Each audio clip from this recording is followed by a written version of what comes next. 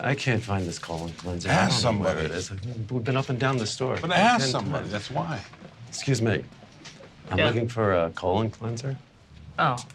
Adam, where's the colon cleanse? The what? The colon cleanse. Colon cleanse is aisle G. It's right behind you. Oh, okay. It's just right around the corner, right there. It's for my wife. It's for my wife.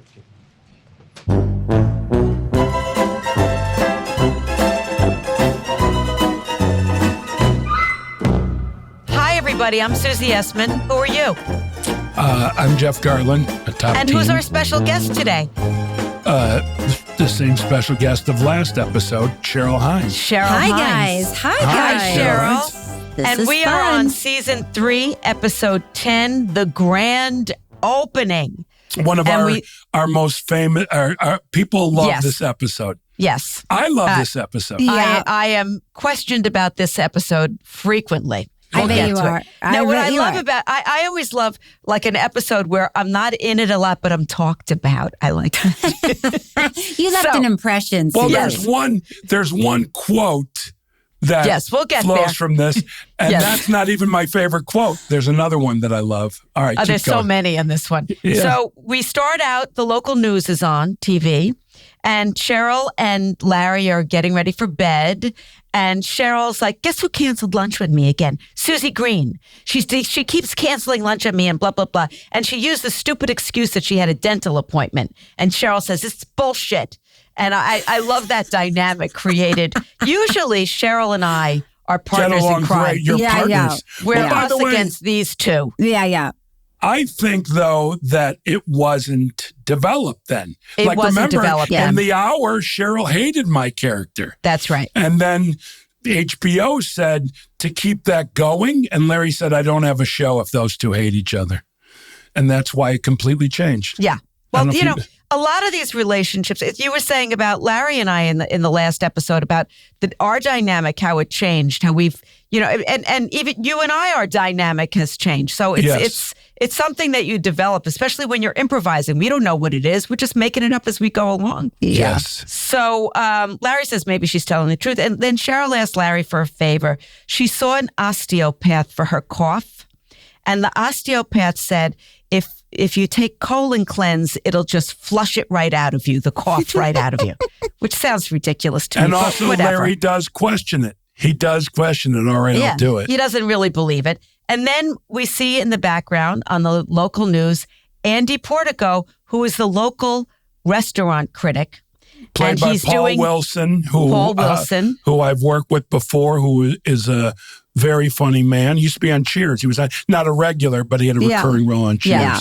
Okay. And he does, and he's known, Andy Portico, for his famous thumbs up, thumbs down. You know, that's his About whole restaurants. shtick When he about reviews, restaurants. yeah.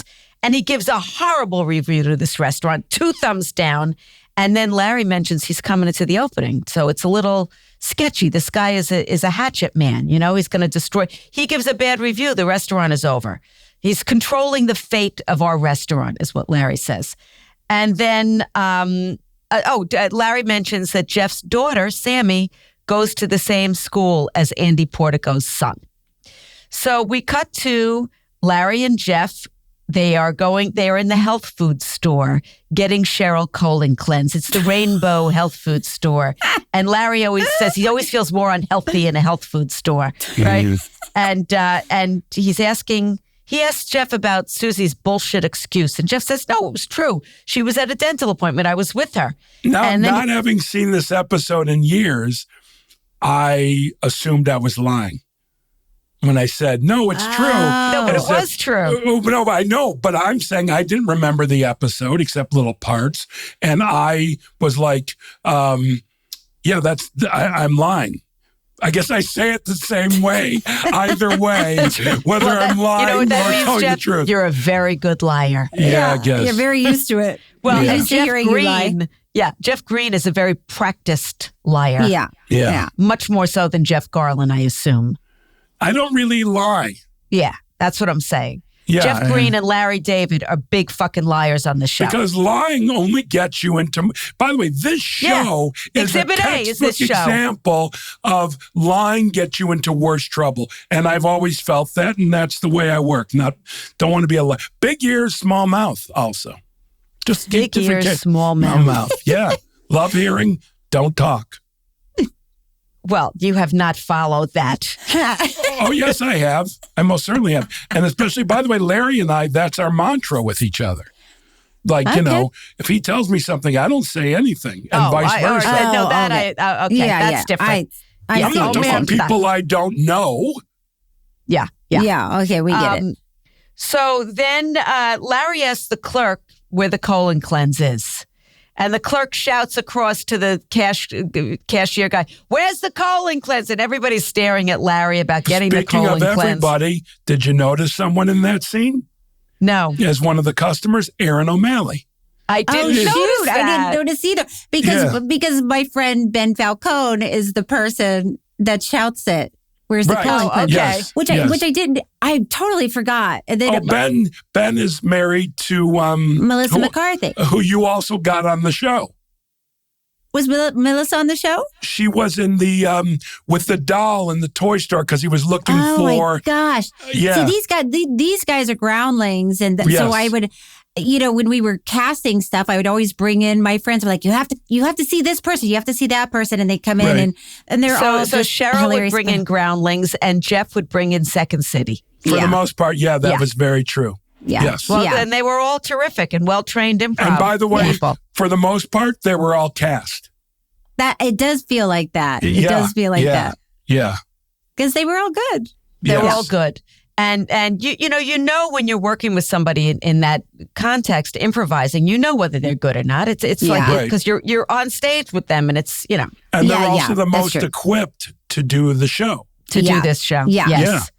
And Larry screams, "It's for my wife!" He gets all embarrassed. "It's for my wife." and then in the store, he sees somebody that looks very familiar. A guy with a full head of dark hair, walking out into the parking lot, and he's like realizing that's the chef that he hired, and he only hired the chef because he was bald. But Cheryl pointed out in that episode before this one that he only hired the chef because he was bald. And Larry and Jeff confront the chef. What was his name, Jeff? I forgot. Oh, Ian Gomez played the chef. No, but not Second City. what the Ian chef's name. I Gomez? forgot. Oh, I Whatever. couldn't tell you that in Yeah. a million years. And they're like, "What's with the toupee?" Phil, right? Yeah. What's with it? I thought you said you didn't Well, yeah, I did. came into the interview. Yes. I just assumed, and I was right, that you're one of those people who find that men who enhance their appearance are wrong and stupid, so I took my toupee off. You came in bald just to get the job? I'm sorry I deceived you. I hope this doesn't, affect, Well, my I'm sorry, performance. but it will. You Well, it got has hired nothing to under do with false my- pretenses. But it has nothing to do with my food, though. I know, but I don't trust you. I'm What sorry. are you talking about? No, I'm sorry. You ought to be ashamed of yourself. Let's go. And that's it. It's over seeing because him in a Larry's not going toupee to was trust him. hilarious anyway.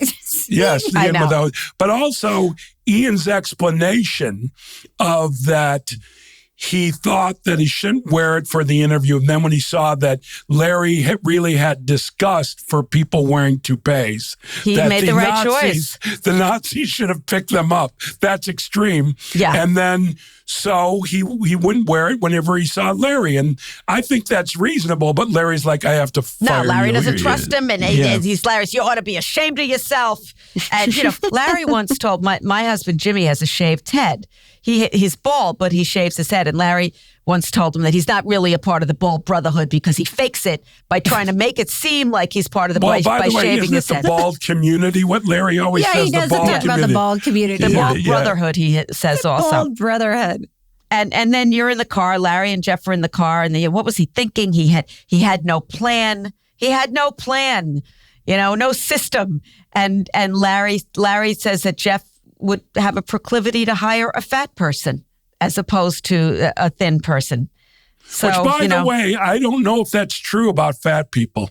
I think that's a false observation. It would depend. I doubt it's true about bald people too. It's only Larry. No. Come on. You think that's true? I think that would be definitely true, that you'd have a proclivity for other bald people. Like, that's like, he says the community, the brotherhood, that is real. I think. Well, you know what? I feel an affinity for curly heads. What? For women with curly hair, I feel an affinity for them. Because... Would you hire someone because not they have curly hiring, hair? but I feel it because it's such a feel a thing when connection you with grow them. If they when walked you in, grow you'd up be- with curly hair. It is a thing. Trust me. Wow. And whenever I see somebody with curly hair, we always say, "What products do you use?" There's always like some kind of connection about having curly hair. That's Just too funny. is. But by the way, Jeff, one of my favorite lines in this movie, in this show, and I won't even quote it right, but when you guys were talking about the chef wearing the toupee in the day and not wearing it at night, and you said, "What kind of life is that?" What did you say? He's like living a dual existence. Yes. I was like, that made me laugh. By the way, this is also, I believe, the first time Larry and I just have a conversation, like a full-on conversation about stuff in the show. I think before it was more succinct. And I love when they're full and there's real. air. Yes. Yeah. That's because that's the way I like to work. I don't care how much screen time. I just like working with air. I don't like when it has to be succinct. Well, then you guys go into a whole rift on this thing about Yes. Okay, so I do. So what? Well, I just want you to notice. Okay, I noticed. It's duly noted. All right, I knew you'd say duly noted. Oh, too. did you? Oh, you're I so knew. smart. I- You knew. Yeah, I knew you'd say. You know everything I'm going to say before I say it. Before you say it. Oh, what a genius, What a genius you are. Yeah. Yeah. Oh, you know I was going to say that too. I knew you were going to say that. I too. knew you were going to say that. I knew you were going to say that. I knew you were going to say that. I knew you were going to say that. And we but- copy but- each other. Yeah. Yeah, which was very But funny. it's fun, and it's funny, Yeah. and I love it. Do you remember in the Richard Kind episode, I was talking about the scene at the entrance to the cemetery, that it was cut out. Oh, yeah. And they killed me because it was one of those scenes. It was just so real and funny, and they killed me. So that's what this scene is like that. Right. Okay. Right. And, I think those scenes are important between all of us just to show what the relationships are. They're very important. Yes. That's one of the things that I really noticed watching these two episodes, watching this one.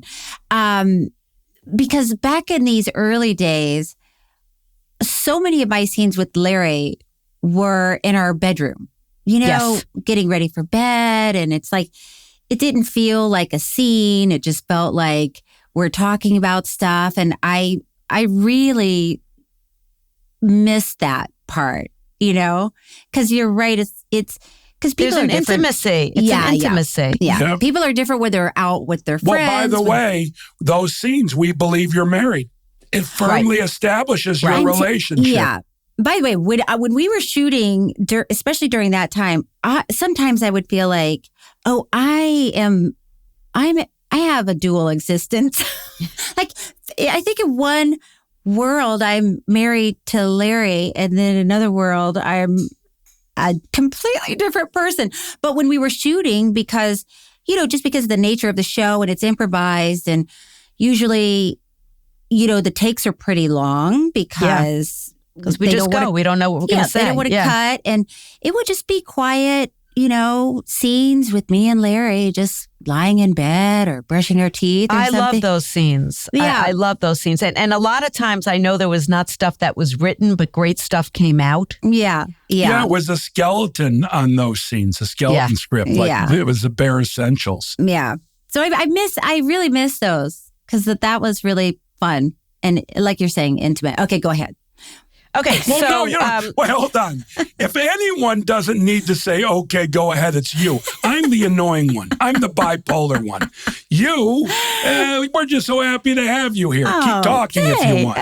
Okay. All right. So then you guys established no chef, and the restaurant is opening in 4 days because Larry now has to fire the guy because he has a toupee. He can't have the guy be the chef because he has a toupee.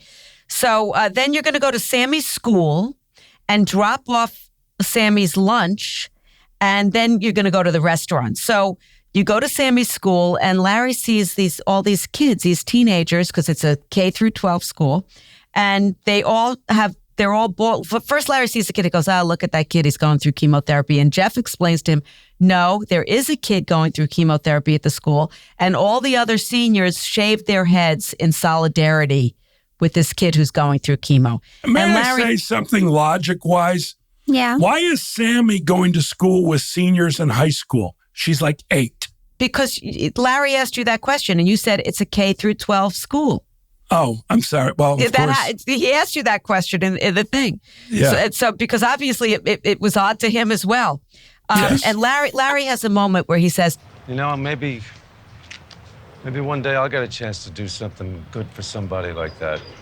It's really touching. You've already got kind of a head start, actually. Funny. maybe someday I'll be able to do something, like that, shave my head in solidarity and show support to somebody. Maybe someday I'll be able to do that. And knowing him as we know him, you just think, he'll never be Well, I able to do told him that. he had a head start. Yes. And then there's a game of dodgeball being played. That was funny. You know what? I remember dodgeball very, very well was in elementary school. terrifying. I hated It was dodgeball. Terrifying. We had this really sadistic gym teacher, Mr. Anderson, and he used, the boys used to throw the ball and you would As get these hard as burns they on your could. thighs. I know. And he would enjoy it. I really think he used to enjoy it. The He was same thing sadistic. happened with me, and it was terrifying. It was terrifying. That And you ball could coming really at get you hurt. By the way, Yes. we used to play a game called Bombardment, which is a little bit, because dodgeball, there's lots of balls going at once. Bombardment, it's one ball that you throw and try and hit somebody and knock them out. And I remember it was very disturbing for me. I was very athletic, so I was in till the end. But that being said, the weakest kids were the first targets. Yeah, and yes. I saw Jesus. these poor, sweet, nerdy kids who were horrified getting, it was just so terrifying and wrong. Yeah. Bombardment and dodgeball should be voluntary only. And you know what? What I recall is the boys, if the boys liked you, they'd hit you extra hard, because they were 8 or 9. They wanted to show how athletic exactly. they were. It It was was so horrible. funny. So there is a game of dodgeball, and we see that Andy Portico, thumbs up, thumbs down, is playing, and Larry gets into the game with Andy. And Portico says, "I'm coming to your restaurant next week to review it," And you see Portico is fucking brutal in this dodgeball game. He's hitting kids. He's just competitive. Yeah, And really he and taking him Larry- out. Yeah. When And he he's and hitting Larry the start kids, by going. the way, it is really funny. When It he's is hitting the really kids. funny. It is. Well, you see who this guy is. I mean, it's a Yeah. great indication of who this guy is. It's a character thing. And then he starts going back and forth with Larry, and they get into it. All right, you're out. Hit the ground! It's bullshit. Hit the ground! Get out of there. Hit the ground, Portico! You're out.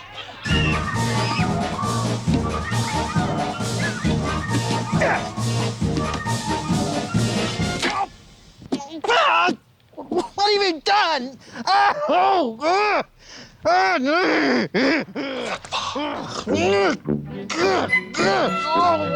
Sorry. And finally, Larry throws the ball at him really hard, and he breaks his fingers. Yeah. Not good. Now, So by the next- way, when I come out and I say, what the fuck, I think that's the first what the fuck. I'm being serious when I say these things because I've said it to him so many times on the show. That might be the first what the fuck. And I have 2 pieces of information. One's a trivia piece and one's... So even though I say I'm walking off to go deliver it to Sammy, I'm not. I'm back in my producer's chair watching on the monitor. So I'm sitting there and Larry looks at me before the scene's being shot and he goes, "You know what to do." And I go, "I do."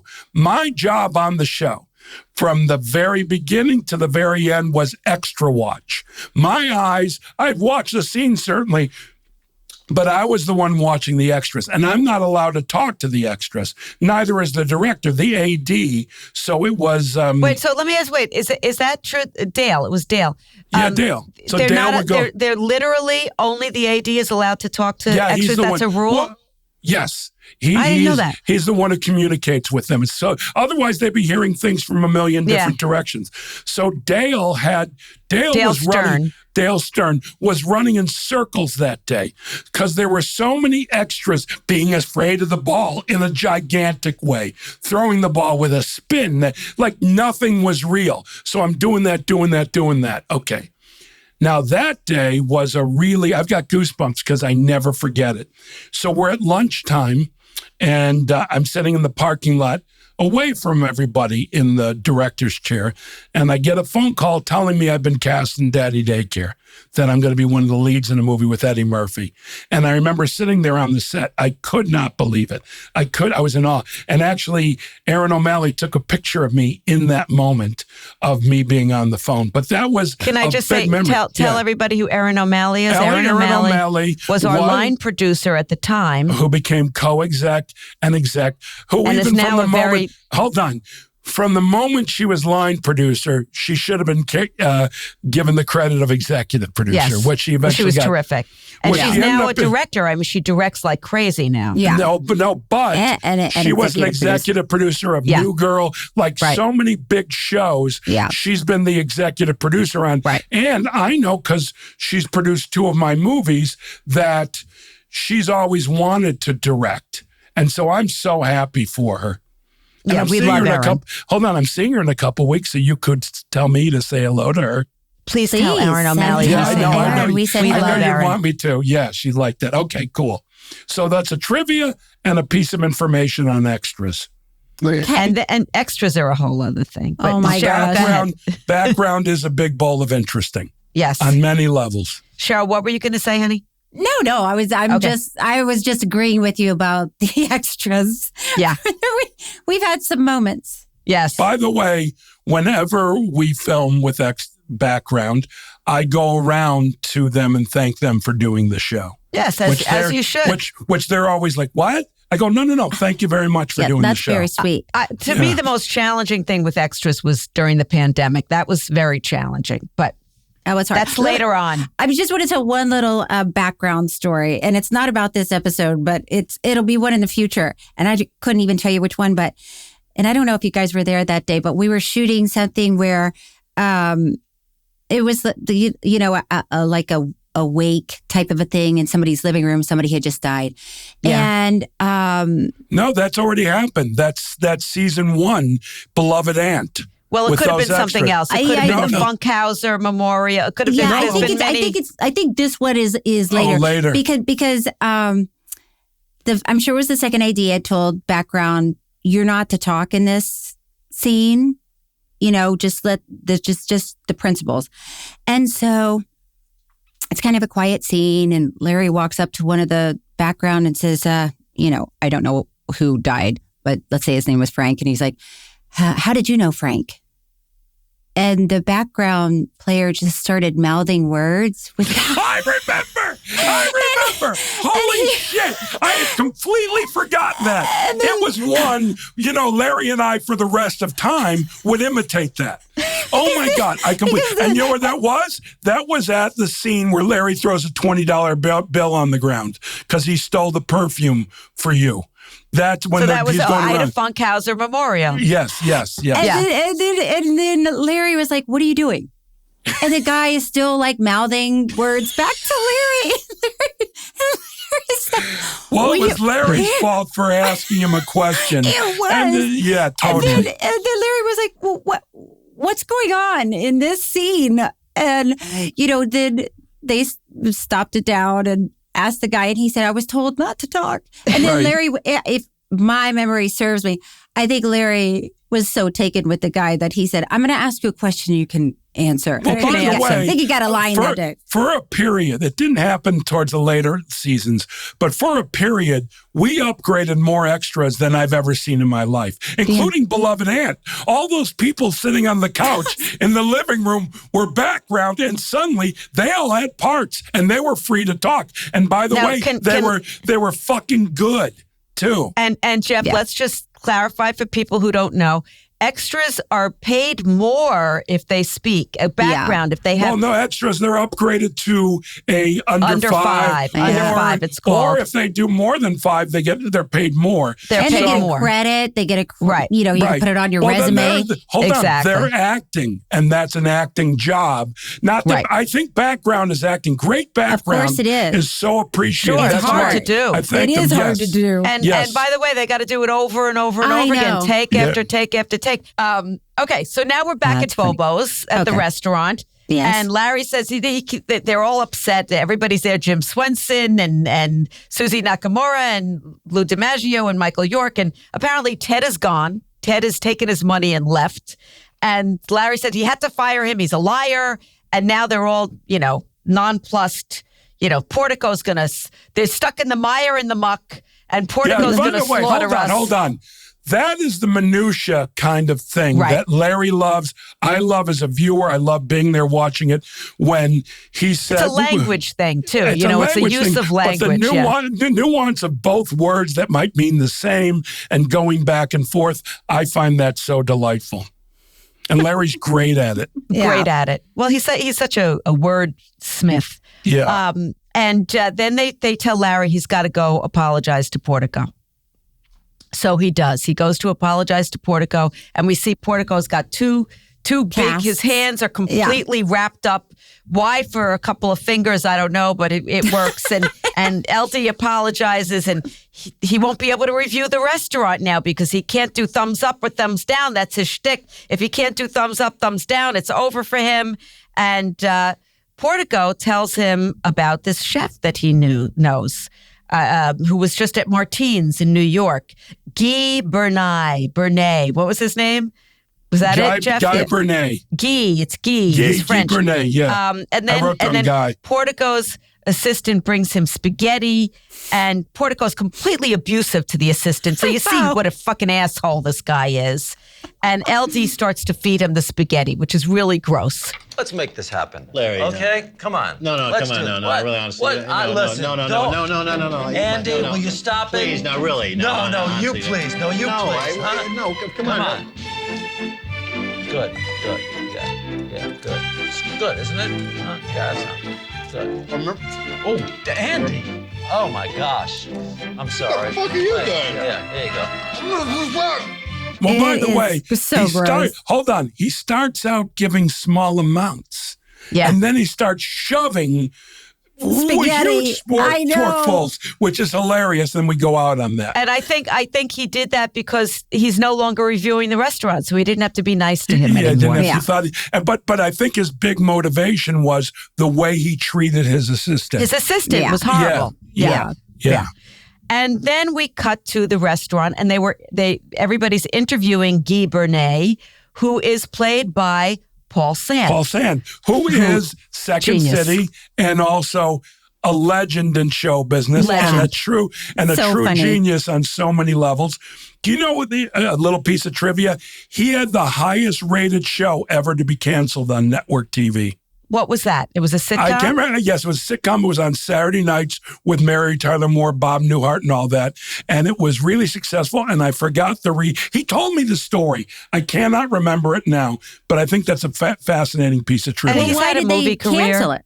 Who knows? I don't remember, Who but knows? it was at the time, it may still be the highest rated show ever to get canceled. Okay. And we see Paul Sand is playing Guy, and he's French, and he's very, particular. He will not cook salmon. He will not bake it. He will not poach it. He will not cook with capers. I hate capers, which I love. You see, he's like an eccentric, crazy guy. And then Larry notices a number tattooed onto his arm. Assumes that he is on his forearm, and assumes that he is a Holocaust survivor, and that because that's where the numbers were tattooed on when you entered a concentration camp, they tattooed a number onto your arm because you were just cattle. You were not a human being. And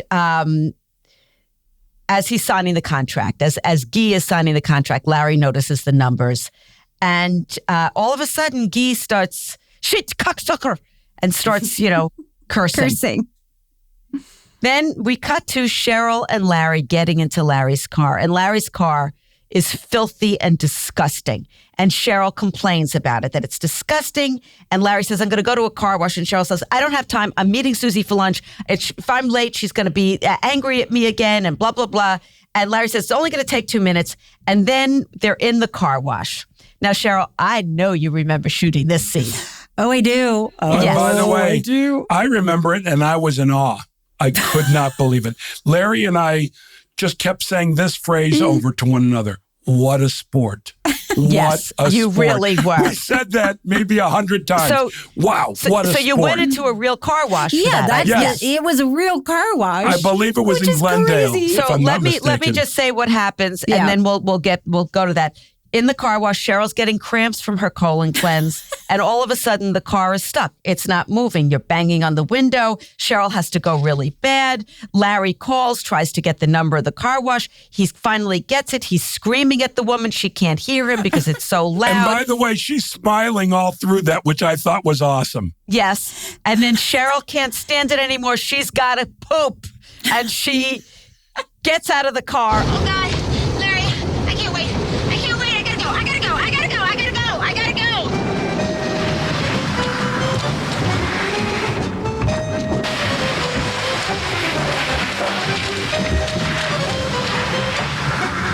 What do you remember about that, Carol? That's Cheryl. Okay, well, you know, we kept shooting the inside of the car before I had to actually get out. Yeah. And it was But with the basically things going all back and forth. Yeah, when you, they were going back and How forth. did They they were shoot real. that? How did they That's shoot the thing. that?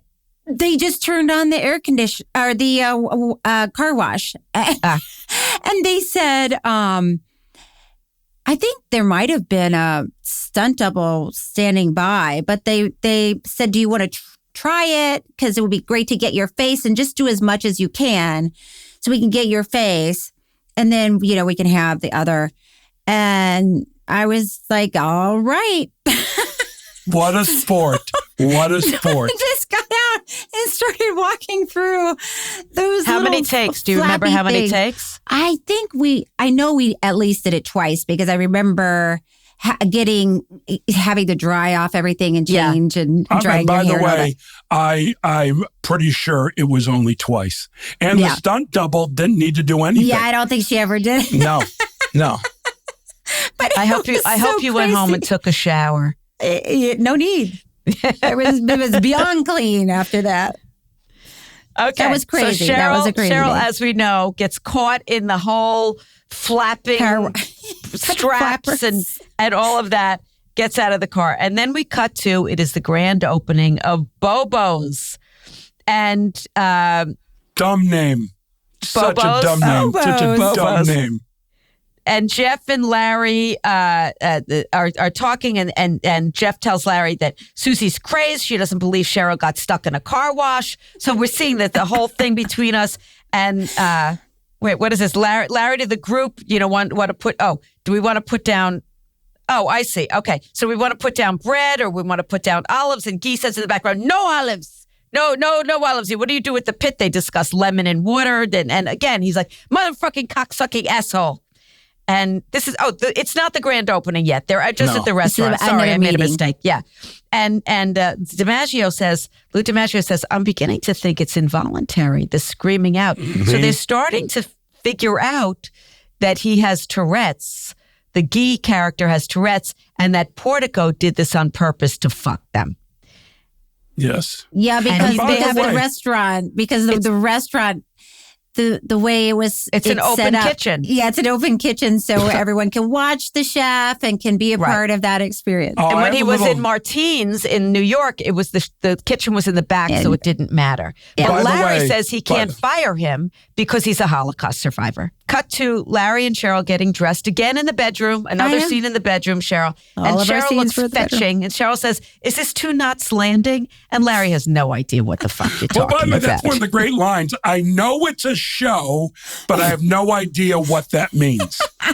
That's a great line. Because back then, there's no way I watched Knots Landing. I knew it was a show. But you knew in the ether, I knew it was a show because I follow TV. I used to get the fall preview TV guide. And there weren't that many. There weren't as many shows, so you knew what shows there were. But for those kinds of shows, it was Knots Landing and Dallas. And those Dynasty. Dynasty too. Yeah. That's right. Those were the primetime soaps, is what they initially called them. Right.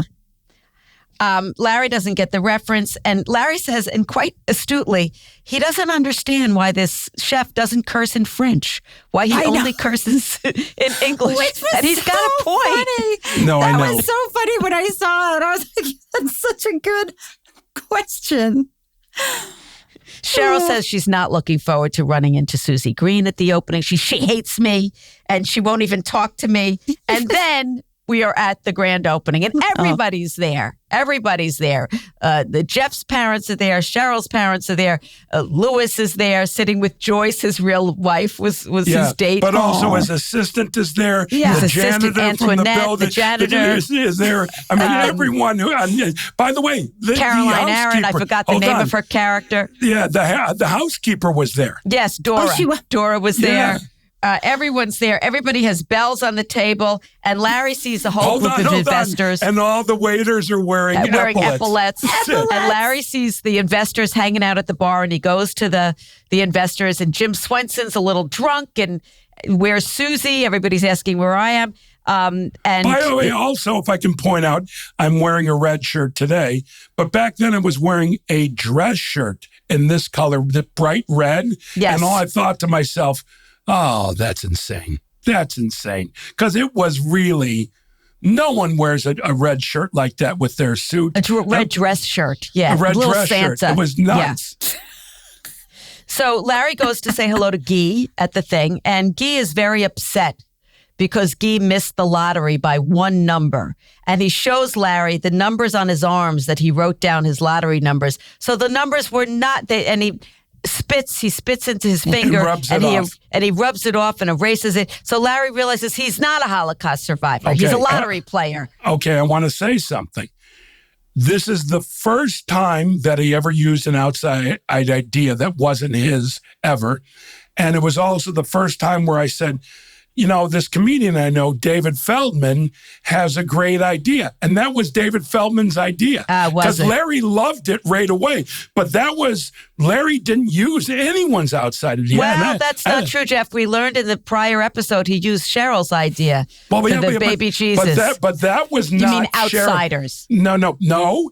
That was not Cheryl's idea. She didn't pitch it to him. She was telling about what she was experiencing. Okay. That doesn't count. This is the one time, and he knew David Feldman, and he loved the idea, and he used it. So I want to give David Feldman credit. David Feldman's very funny. Yeah. So Guy is not a Holocaust survivor. And then we have a montage of everybody drinking and laughing and having a great time. And bell ringing for the waiters to come. Oh, my God. And it's a big success. And all of a sudden, Guy screams out, "Fuckhead, shit-faced cocksucker, asshole son of a bitch!"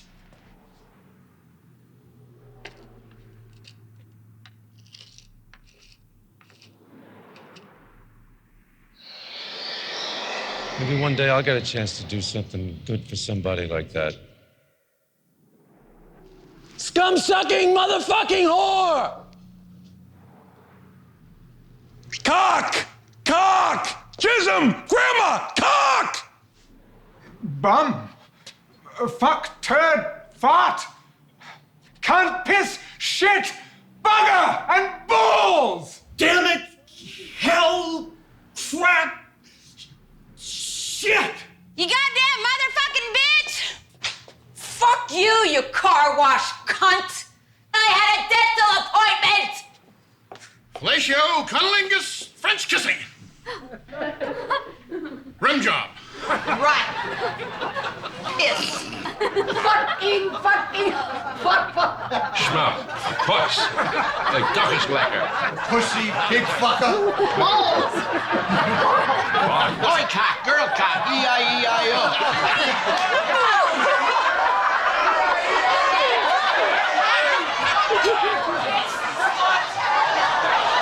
Fuckhead,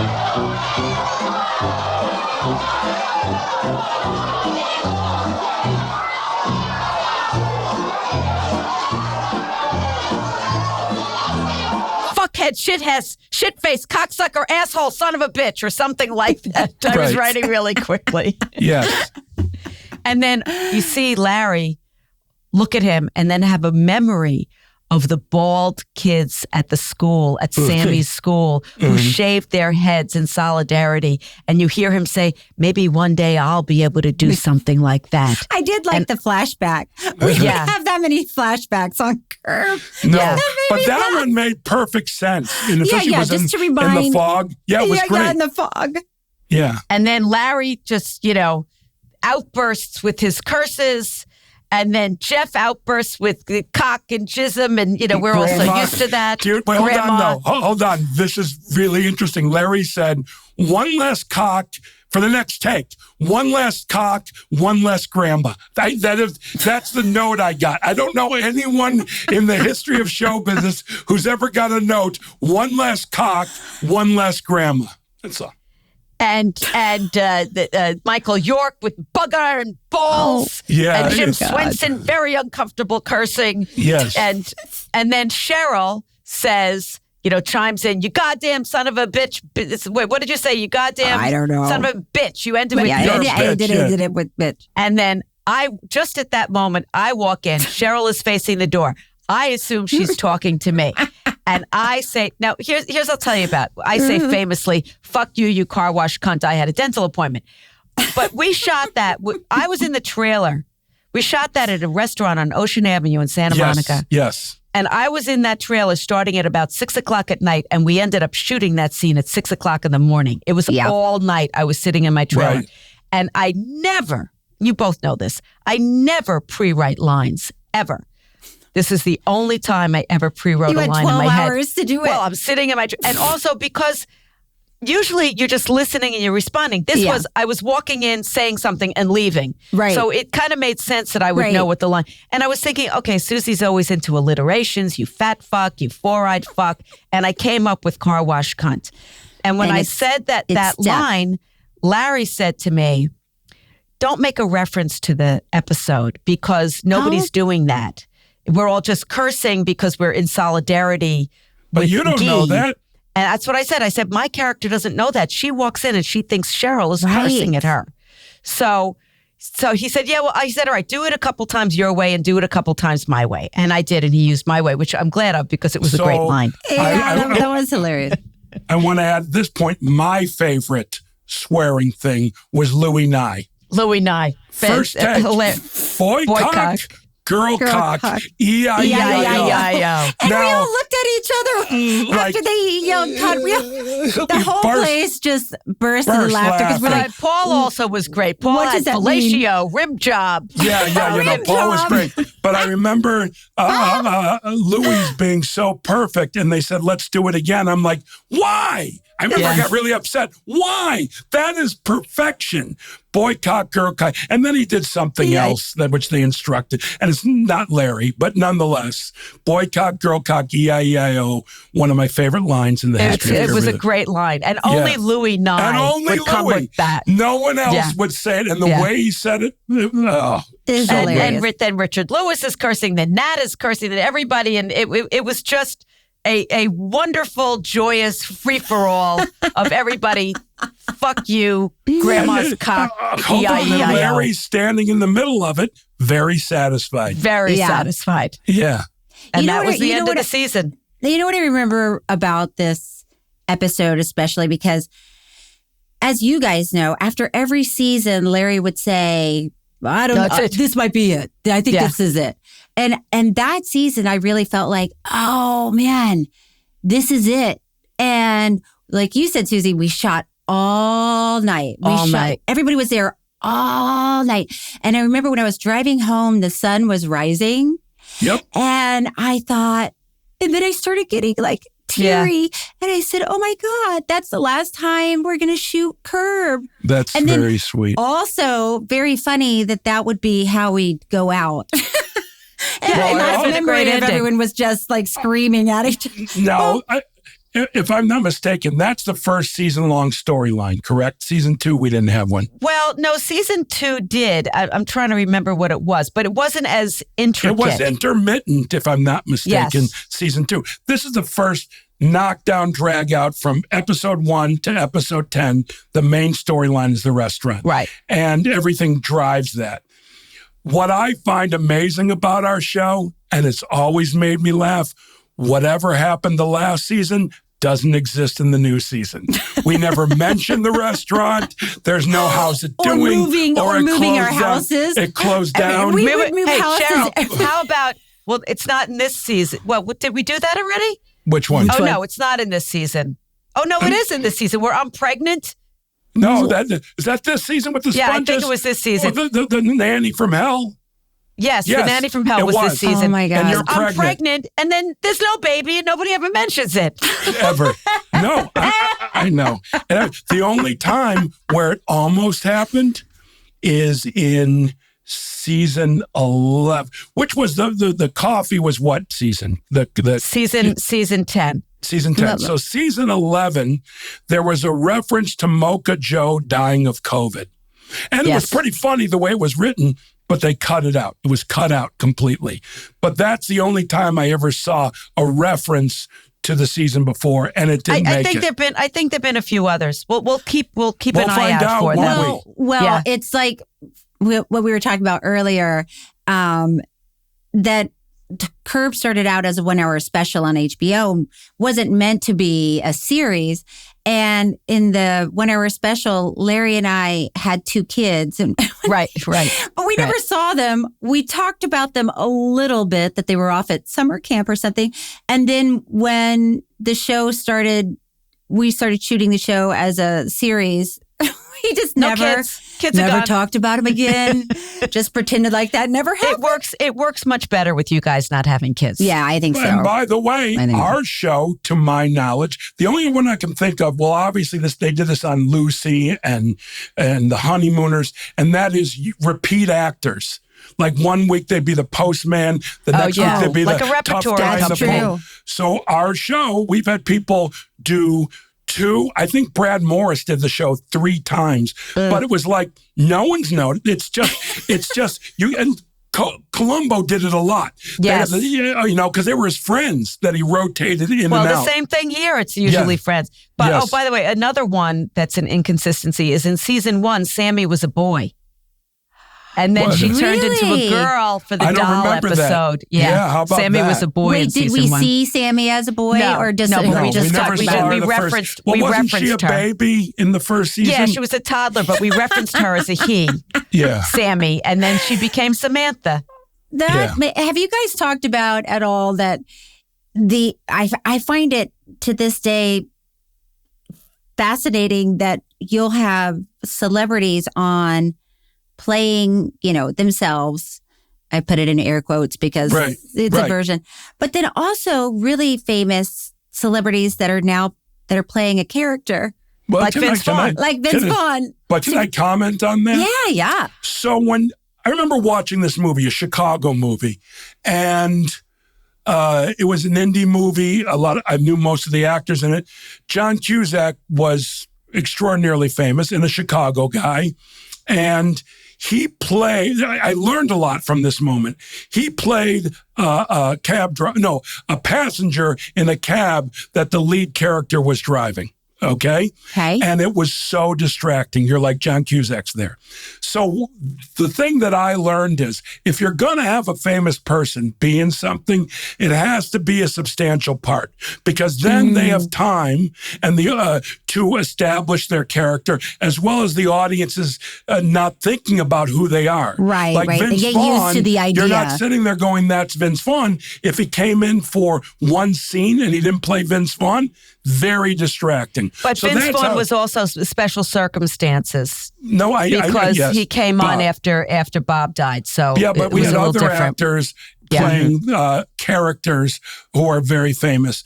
But that is something that I learned. Distracting in a small part, completely believable and acceptable in a large part. Because you think actors are playing characters in movie, but you gotta, develop the character during the course of the season. It's also on our show, because Cheryl is Cheryl David and you're Jeff Green and I'm Susie Green and we all have our real first names. But then Ted Danson is Ted Danson and Richard Lewis is Richard.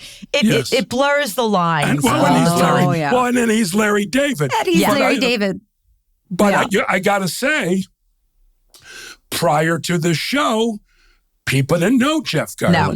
People didn't know Susie Essman. And they didn't know Cheryl Larry Hines. David. Yes, but he needed to be Larry David because that's the premise of the show. Yes. So I'm saying the other ones, Richard Lewis would be weird playing Richard Schwartz and Ted Danson playing anything but Ted Danson. And that was I believe it was episode 2 where Ted makes his first appearance, the bowling. I don't remember. No, maybe episode 1. Yeah. No, it wasn't episode 1, but it was very, in the very early episodes. But he had to be because Mary Steenburgen played herself, which she did in another episode, 2 or 3 other episodes. So there's a moment where it makes total sense and then other moments where... And by the way, during the latter seasons, I'm not talking about Vince because that was a special circumstance. I hated when we casted famous people. I hated. You mean as a character or as themselves? As I hated when we cast famous people. As themselves, fine. Yeah. But as a part, I always felt we should go with someone that people didn't know. For example, Josh Gad. Hold on. Josh Gad is the podiatrist. Josh Gad is a very close friend of mine. I love him. I played his father in a movie, okay? Him playing that small part of the podiatrist. And I know Josh chiropractor. He played chiropractor. Yeah. I know that Larry knew Josh too, loved him, wanted to give him a show. And I knew Josh wanted to be on the show, but I found that a terrible distraction. And I really hated and always hated if it wasn't a part of Substance when we'd hire famous people. And the other parts... I would bet you didn't feel that way about Tracy Ullman. Well, no, but she's playing a character. That's what I'm saying. She was a famous person playing a character. But excuse me a second. Who else? Just name somebody who could have played that role. No, she was perfect. But I'm saying she was a famous person playing a character. Yes, but a character you couldn't even see Tracy Ullman. I'm talking about Josh Gad didn't have prosthetics on his face. But here's the thing, too, about our show that I think is different because at some point, even from the beginning, the show business crowd, they were attracted to the show and they got all the jokes. And so I'm sure you guys felt it too, that as time went on, very famous people would come up to me and say, I just want to be on the show. I'll be a waiter. I'll be a waitress. I'll just walk by in the background. All the time. Like the most famous asking me to be on the show. And I'd be like, I don't have that control. The producer season, I was at the movies. Right, which I was at the movies, and I remember bumping into Ben Stiller, and I go, I got something for you. I know you want to do it. I got something. Because I had said to Larry, what about Ben Stiller after that? And he goes, oh! And then, of course, we hired Ben. But that kind of role needs a famous person. Yeah, sure, because they were starring in a Broadway show. I am all for unknown actors getting a break. I'm all for great character actors who are great, but getting jobs. So I've always been, including this last season, anti-famous person when not necessary. You know what? It doesn't bother me.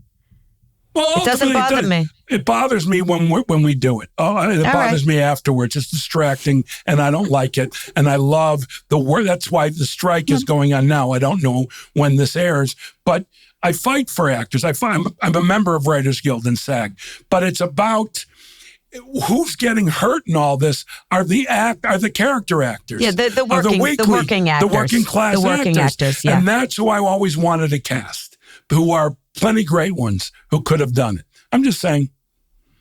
Yeah, I love saying, I'm just saying. And that's our episode, Cheryl Hines. And don't Cheryl, you love having Cheryl? Cheryl, will you come back again? I would love to. You're in a lot more. But by the way, isn't it wonderful, Cheryl, that now you'd be, in my eyes, you'd be too famous to do the show. We can't have Cheryl Hines. I know it's kind of meta. You're famous from our show. But Hey, well, that's true because when they first called me in to audition, they said that they were looking for unknown actresses.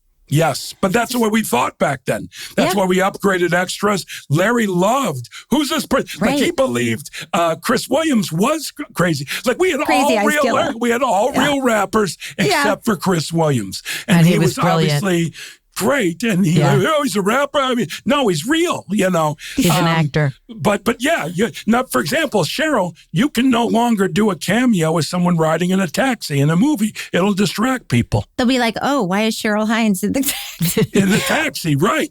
It's not like, oh, that's Mrs. Schwartz from 9 scenes that we've been working with. Yeah. Yeah. All right. Cheryl, thank you. Thank you, Cheryl. We'll see you soon. I love you guys. And Jeff and I will be back next week starting season 4. Season which 4, is the very producers season. Yep. Yes. A lot of fun. Lot of great stories I have from shooting the producer season. So, Bye, both of you. See you later, Bye, guys. everybody. And thank you for listening.